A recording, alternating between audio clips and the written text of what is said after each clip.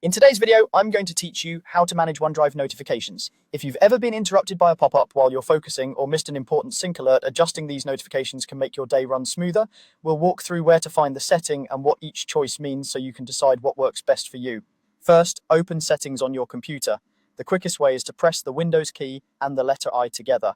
You can also click the Start button and choose the gear icon for settings.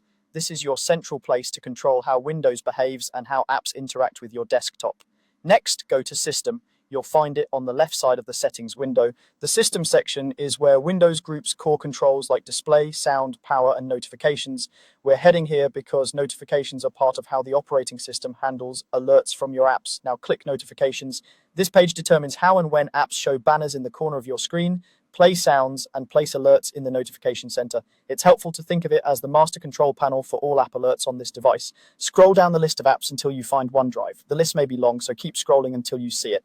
When you do, you'll see a toggle next to OneDrive. If you turn this toggle off, OneDrive won't show you banner pop-ups, play alert sounds, or place new notifications in the notification area on this computer.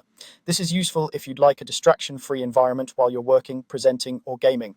If you turn the toggle on, OneDrive will resume sending notifications, which can help you stay informed about file sync status, shared file activity, or warnings such as low storage so you don't miss something important. A quick note on what this change means. You're only adjusting notification behavior for OneDrive on this specific computer. Your files still sync normally, your account stays signed in, and nothing is deleted. You're simply choosing whether Windows shows you alerts from OneDrive. If you ever want to revisit your choice, just return to Settings, System, and Notifications the same way, and adjust the toggle again. It's perfectly fine to turn notifications off during deep work and back on when you want to keep a closer eye on activity. That's it. Simple, clear, and effective. Thanks for watching, and I hope this helps you take control of your OneDrive notifications so your computer works the way you prefer.